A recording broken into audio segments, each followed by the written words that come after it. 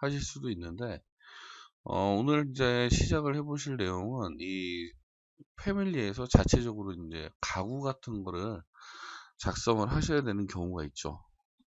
그런 부분에 있어서 어떻게 활용이 되고 만들어지는지 한번 좀 보도록 하겠습니다. 오늘은 그 패밀리 이제 기초 부분이라서요. 그렇게 어려운 내용은 하진 않을 텐데, 그래도 이제 좀 그 잘 들으시고 숙지를 해 놓으시면 뒤쪽에 이제 좀 작업이 복잡한 게 나올 때 좀 많이 도움이 되실 거예요. 자, 기본적으로 패밀리에서는 여기 새로 작성을 누르고 들어가 보시면 지금 제 화면에 보이시는 것처럼 굉장히 많은 종류의 템플릿이 있습니다. 지금 여기 보시면 그 끝에 확장자가 RFT라고 되어 있죠. 요거는 패밀리 템플릿이라고 보시면 돼요. 패밀리 템플릿.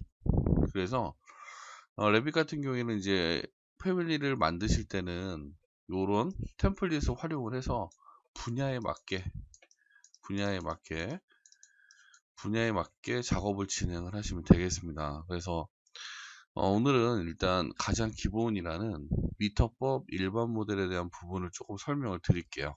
미터법 일반 모델. 패밀리 중에서도 이제 가장 많이 사용이 되고요. 미터법 일반 모델은. 그리고 어지간한 이제 가구라든지 요소 같은 경우에는 미터법 일반 모델을 베이스로 해서 작업이 진행이 됩니다. 그래서 미터법 일반 모델에서 각각 어떻게 명령들이 실행이 되고 그 다음에 편집을 할 수 있는지 그 부분에 대해서 좀 설명을 드릴게요. 자, 그 목록 중에 여기 패밀리 템플릿 목록 중에 좀 살펴보시면 미터법 일반 모델이라는 게 여기 있습니다. 미터법 일반 모델. 자, 미터법 일반 모델을 이렇게 선택을 하셔가지고요. 실행을 하시게 되면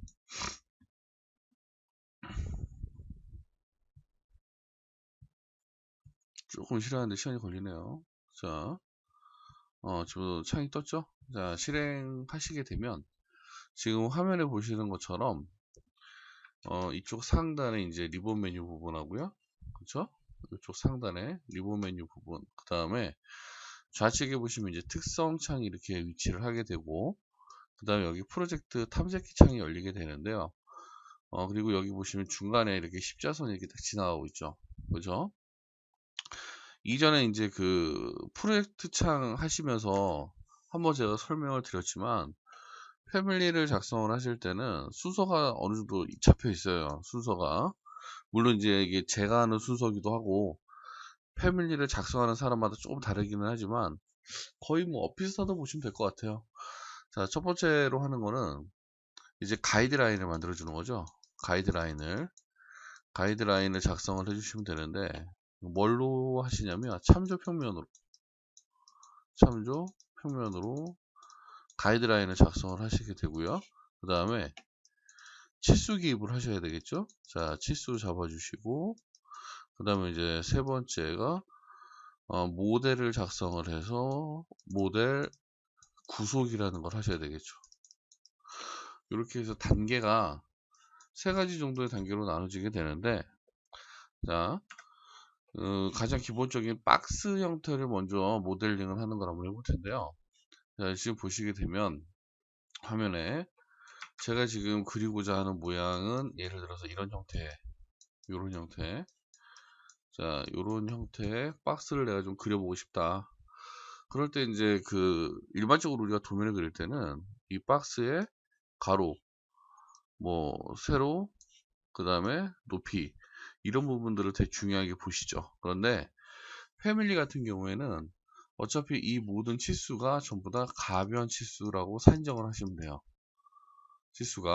치수도 이제 가변하고, 그 다음에 뭐라 그러죠? 정치수, 이 두 가지로 나눠지게 되는데, 이 정치수 같은 경우에는 고정치수라고 보시면 돼요. 얘는 말 그대로 고정값, 고정, 그 움직이지 않는. 그런데 이쪽에 있는 가변 같은 경우에는 사용자 매개 변수에 의해서 언제든지 바뀔 수 있는 치수를 뜻합니다. 그래서 패밀리를 작성을 하는 경우에는 이 고정 치수를 잡아주는 경우도 많지만 가변으로 잡아주는 경우도 훨씬 더 많습니다. 자, 일단 그 가변 치수를 잡아내는 걸 한번 연습을 해볼 텐데, 자, 요 박스의 일단 형태를 먼저 디자인을 한번 해봐야 되겠죠. 자, 박스 같은 경우에는 3D 모델로 이렇게 작성을 해보시면 이렇게 모양이 나오죠. 그쵸? 그러면 얘를 좀 분리를 하셔야 돼요. 여러분이 작성을 하실 때는 어떤 걸로 분류를 하셔야 되냐면, 일단 평면으로 분류 먼저 한 장을 빼셔야 되고, 그 다음에 정면 이렇게 해서 두 가지로 빼주셔야 됩니다. 두 가지로.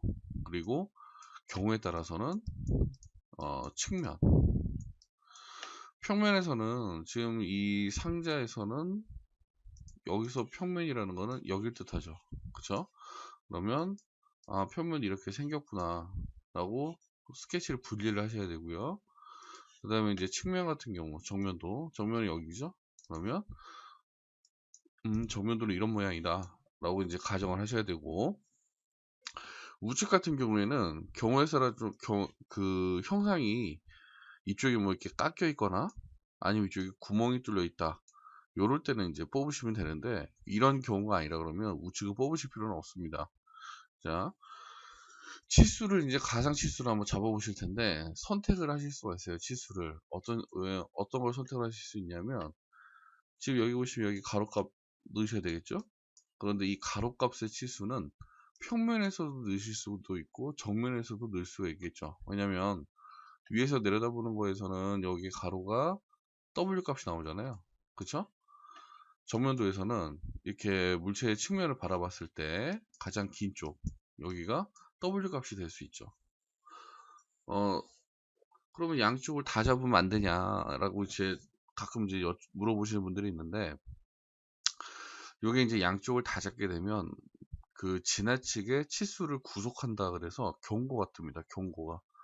그래서 여러분이 이거 치수를 잡아 주실 때는 어떻게 잡으셔야 되냐,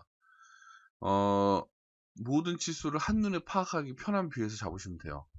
그 말은 무슨 말이냐면, 정면도에서는 이 치수를 잡을 수가 없죠.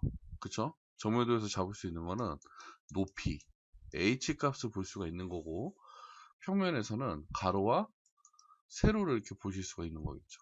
그죠? 그러니까 이 형상을 잡으실 때 항상 주의하셔야 될 거는, 모든 치수를 파악하기 쉬운 쪽에서 먼저 치수 기입을 하셔야 된다는 거죠. 그러면 자, 이쪽에서 그려보시게 된다 그러면, 제가 가이드라인을 먼저 그려보면 첨지 표면이 이렇게 그려지는 게 맞겠죠. 이런 식으로. 그쵸? 이런 식으로 그려놓고, 그 다음에 이 안쪽에서 정면, 그러니까 평면을 스케치를 하시는 게 맞겠습니다. 자, 보겠습니다. 참조 표면을 이렇게 선택을 해주시고요. 참조 표면 그릴 때는 대충 그냥 쭉 내려 그리시면 돼요. 이렇게 쭉 이렇게 그어주시고, 그 다음에 가로 방향도 쭉 이렇게 그려주시고, 자 해서 위에서 내려다본 전체적인 형상을 잡아 주시고요. 그 다음에 뭐란다 그랬죠? 그쵸? 평면에서 이제 가이드라인을 잡으셨으면 치수 기입을 하셔야 되겠죠. 치수 기입. 치수 기입 같은 경우에 두 가지로 할 수가 있습니다. 그게 무슨 말이냐면, 제가 계속 수업 시간에 했던 제가 강의를 만들면서 했던 패밀리들은 무조건 중간을 잡아서 패밀리를 만들었죠. 왜 그러냐면, 지금 여기 보이는 이 센터 라인이 이렇게 지나가고 있고요. 아이고야, 제가 너무 대충 그렸네요. 자, 여기 센터 라인이 이렇게 있으면 이 교차하는 부분, 이 선 있죠? 요 점, 요 점, 요 점이, 요 점, 요 점이 이제 우리가 인서트 포인트라고 그러죠. 인서트 포인트라고 하는데, 인서트 포인트의 뜻은 뭐냐면, 요 객체의 패밀리를 작성을 했을 때 중심선이 위치하는 장소라고 보시면 되는데, 좀 쉽게 설명드리자면 이거죠. 요런 형태의 십자선이 있을 때, 사각형을 이렇게 그리는 게 맞나요? 요렇게 그리는 게 맞을까요? 결론은 두 개 다 맞다입니다. 두 개 다. 치수를 어디서부터 볼 거냐. 즉, 형상 같은 경우에는 뭐 크게 상관이 없죠. 그죠? 치수를 잡아주실 때는 이 객체의 정중심에다가 포인트를 주셔도 상관없고, 어느 특정한 꼭지점에다가 주셔도 상관없다는 거예요. 그 다른 점이 뭐냐면, 이렇게 중심에다가 맞추셨을 때는 치수를 잡을 때 이런 식으로 세부 치수가 먼저 하나씩 들어가 주고, 그 다음에 전체 치수를 이렇게 잡아 주셔야 되겠죠. 그죠? 거기에 반해서 이쪽 꼭지점을 한쪽으로 잡았을 때는 이런 식으로 딱 단 하나의 치수만 이렇게 들어갈 수 있다라는 장점이 있죠. 좀 편하는 거죠, 편한 거. 그런데 굳이 이쪽을 많이 쓰는 이유는 이 중심선을 기준으로 양쪽이 균일하게 분배가 되기 때문에 일단 치수를 잡아주기가 편하고요. 여기보다는. 왜냐면 이제 이쪽에 사이드 치수를 하나를 이렇게 넣게 된다 그러면 여기는 치수를 여기다 집어넣으시면 되잖아요. 그죠? 근데 여기는 똑같이 여기다 잡아서 이렇게 잡아주시면 되긴 하는데, 여기 치수를 잡을 때와 여기 치수를 잡을 때 에러가 뜨는 경우가 가끔 있습니다. 잘못 집어가지고.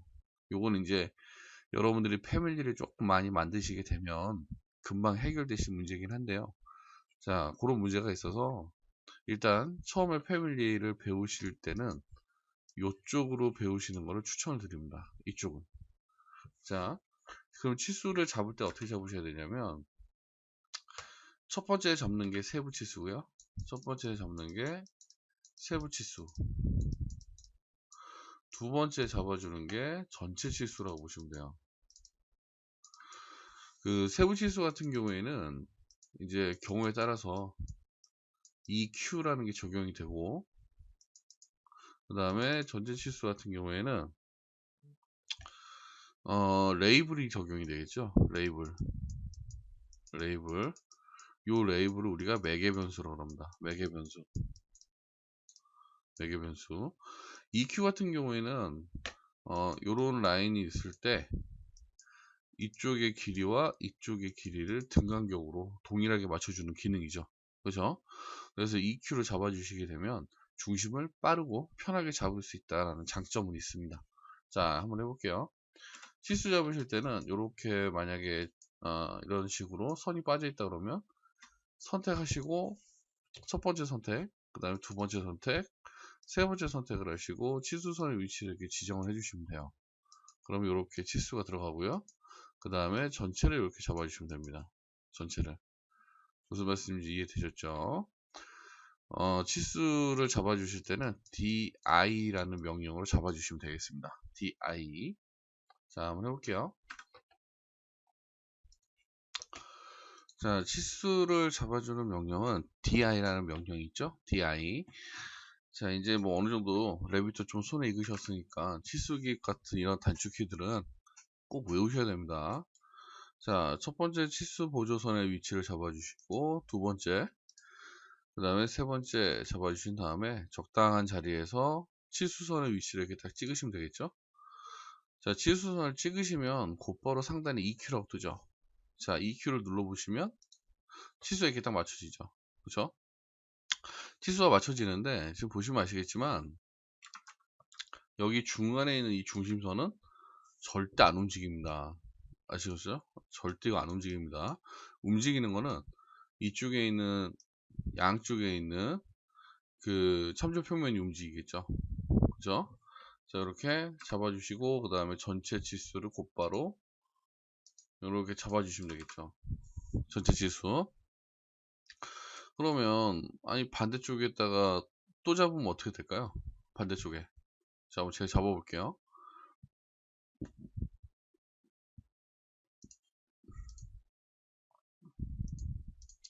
자, 제가 반대쪽에다 또 잡았어요. 뭐 아무 일도 일어나지 않죠? 그죠? 자, 그러면 이제 이쪽에다가 레이블 한번 넣어볼게요. 자, 제가 치수를 선택을 하시면, 치수를 이렇게 선택을 하시게 되면, 이쪽 상단에 레이블이라고 바로 딱 열립니다. 자, 레이블을 눌러서 매개 변수 추가 하셔서, 자, 제가 이름을 W로 한번 넣어볼게요. 대문자로. 자, W라고 입력하고 확인 눌러보면, 자, 값이 이렇게 들어가죠? 치수를 한번 조정을 해볼게요. 자, 치수 조정하실 때는, 여기, 패밀리 유형을 선택을 해주시고요. 자, 값을 넣으려고 봤는데, 보고서라고 뜨죠. 그쵸? 그래서 이상한데? 이거 어떻게 하지? 그리고 이제 저한테 보통 질문을 하시게 되면 제가 이렇게 하죠. 보고서 부분을 선택을 하고 그 다음에 수정 버튼을 눌러서 이쪽 인스턴스라고 되어 있는 부분을 유형으로 바꾸세요 라고 제가 말씀을 항상 드려요. 확인 누르면 자 이렇게 풀립니다. 이런 식으로. 자 그래서 치수를 2640이 아니라 한 2000으로 바꿔볼까요? 자 2000이라고 입력하시고 확인 누르면 자 이렇게 조정은 되죠. 그런데 지금 아래쪽에서도 전체 치수를 잡고 있고 위쪽에서도 이게 전체 치수를 잡을 때는 한쪽에 이제 에러가 뜰 수가 있어요. 어느 경우냐면 여기에 이렇게 지금 보시는 것처럼 치수를 그러니까 뭐 이런 실수를 하시는 분들은 거의 없는데 여기에 열쇠를 이렇게 딱 채워버리려고 그러니까 구속을 하는 거죠. 딱 걸었을 때 이렇게 경고창이 뜨게 됩니다. 그래서 패밀리에서 여러분들 치수를 잡으실 때는 중복 치수를 잡으시면 안 돼요. 절대. 중복 치수. 중복 치수라는 거는 그 같은 치수를 위에서 잡고 아래에서 잡고 혹은 평면도에서 치수를 잡았는데 이거를 또 정면도에서 치수를 잡아 주실 때 그런 경우들이 좀 있습니다. 그래서 치수를 잡아 주실 때는 항상 한쪽으로만 잡아 주셔야 돼요. 한쪽으로. 그리고 치수를 잡아 주실 때도 요런 것도 잡으시면 안 돼요. 어떤 경우냐면 자 이렇게 기입을 하시고 기입을 해서 여기 딱 걸어 놨어요. 그리고 이쪽을 EQ를 누르면 어떻게 될까요? 자 이렇게 EQ 이렇게 들어가죠. 그렇죠? 근데 이게 문제가 아니라 여기다 치수를 이렇게 집어넣으시고 여기다 이제 열쇠를 이렇게 채워버리는 경우죠. 그렇죠? 이렇게 양쪽을 열쇠를 채워버리는 경우. 자, 치수를 선택을 했는데 양쪽을 열쇠를 이렇게 채워버리면 이 치수는 고정 치수로 바뀐다는 건데 이렇게 열쇠가 채워지면 그럼 얘는 바뀔까요? 치수가? 이거 저도 이건 안 해봤는데. 자, 제가 바꿔볼게요. 바로 경고 뜨죠? 그렇죠? 자, 지금 보시면 구성 요건이 충족이 되지 않습니다. 라고 뜨고요. 확장을 해서 보시게 되면 오류 사인이 나는 게 있고 오류 사인 아래로 보면 지금 보시는 것처럼 치수들이 겹친다. 뭐 경고가 뜨죠. 자, 요게 뜨는 이유가 바로 지나치게 치수를 간섭을 하는 경우다라고 컴퓨터에서 판단을 내리는 거죠. 그러니까 치수를 잡으실 때 요거 이런 식의 치수를 절대 잡으시면 안 돼요. 그러니까 본인이 패밀리를 만들었는데 여러분들이 이제 초반에 패밀리를 만드실 때 되게 재밌어요. 왜냐면 쉬운 걸 하니까. 근데 좀 이제 내용이 많아지고 그 다음에 이제 좀 복잡해지기 시작하면 요런 형태의 실수가 많이 나옵니다. 그래서 항상 패밀리를 작성을 하실 때는 치수는 최소한으로 잡아 주셔야 됩니다. 최소한으로 꼭 필요한 치수만 잡으셔야 되고 형상이 좀 복잡하겠다 싶으면 아예 파일을 분리하시는 것도 방법이 됩니다. 그게 무슨 말이냐면 이런 거죠. 이렇게 박스가 이렇게 있고 박스가 이렇게 있고요. 여기 이제 구멍을 이렇게 뚫었어요. 그러면 이제 이 구멍에 결합되는 부품이 이렇게 있다라고 했을 때 이거를 한 개의 파일에서 작업을 하시려면 이거 거의 100%의 확률로 에러가 뜨거든요. 치수를 아무리 잘 잡아놔도 이럴 때는 차라리 박스를 이렇게 모델링을 따로 하나 하시고 패밀리로 그리고 그 옆에 여기 이제 조립이 되는 이런 형태의 오브젝트를 따로 만드시는 게 좋겠죠. 그래서 얘를 같이 결합을 해서 사용하시는 게 훨씬 좋다라는 거죠. 훨씬. 자, 세로 치수를 잡아주실 때도 똑같습니다. 모든 조건은 동일합니다. 그래서 이렇게 치수를 잡아주시면 되고요. 자, 제가 찍어볼게요. 치수를 찍어서 EQ 눌러버리고 전체 이렇게 잡아주시고 이렇게. 자, 여기는 이제 D라고 제가 넣어볼게요. 자, 선택해서 레이블에다가 매개변수 추가 D 값을 입력을 해서 확인 딱 눌러보시면 이렇게 딱 들어가죠. 그쵸? 전체 지수가 그 다음에 이제 여기 위에서 줄 수 있는 치수는 다 주셨고, 요 박스의 높이를 줘야 되는 부분들은 어떻게 하시냐면, 인면으로 가시면 되는데, 자, 지금 보고 있는 건 평면이시고요. 인면 같은 경우에도, 사실은 정면이 그 앞면이에요. 자, 정면. 여기 보시면 앞면이라고 저 위에 있죠. 앞면을 이렇게 더블 클릭을 해주시면, 자, 측면 뷰를 이렇게 보실 수가 있고, 측면에서는 웬만하면 높이에 관련된 치수만 넣으시면 돼요. 그러니까 좀 조금 말이 어려워질 수도 있는데, 이 참조 레벨에서 보이는 여기 있죠? 얘를 보통 우리가 평면도로 보셔야 되잖아요. 그죠? 평면으로. 이걸 평면으로 이해를 하시는 게 좋은데, 이 평면에서 작성을 할 수 있는 것들은 대충 보면 대부분 어떤 것들이냐, 평면에서 작업을 할 수 있는 애들은 보통 형상을 잡아 주시면 됩니다. 형상. 평면에서는. 그 다음에 이쪽에 보이는 이 앞면이라는 이 측면 있죠? 측면. 그러니까 우리가 정면도라고 얘기하는데, 여기서 할 수 있는 거는 어떤 건가요? 높이에 대한 부분. 높이. 그래서 이 두 개는 엄연히 다르다는 거 잘 기억하시고요. 오른쪽 같은 경우에는 아까도 설명드렸지만 형상이 좀 복잡할 때 빼고는 거의 안 씁니다. 자, 그래서 이제 이쪽에다가 치수를 넣어 주셔야 되는데, 치수가 아니라 여기 앞면에서 치수를 넣으셔야 되는데, 높이니까 당연히 참조 평면이 필요하겠죠. 참조 평면을 이렇게 작성을 해 주시고, 그리고 DI 하셔가지고 전체 높이를 잡으시고, 이 높이에 레이블을 이렇게 추가를 해주시면 되겠습니다. H 값으로 이용을 해서. 자, 이제 기본적으로 이제 할 수 있는 것들은 다 나왔고요. 여기서 이제 박스 형태를 하나 만든 다음에 이제 박스에다가 이게 구멍을 뚫어가지고 한번 맞추는 것도 한번 해볼게요. 자, 보세요. 자, 이 상태에서 그냥 박스만, 가장 기본적인 박스 형태의 패밀리만 만들어 볼게요. 작성을 눌러보시면 이제 스케치, 그러니까 참조 평면을 이용해서 가이드라인을 만드셨고, 치수를 이용해서 치수 기기까지 다 하셨고, 그럼 이제 세 번째 마지막 단계는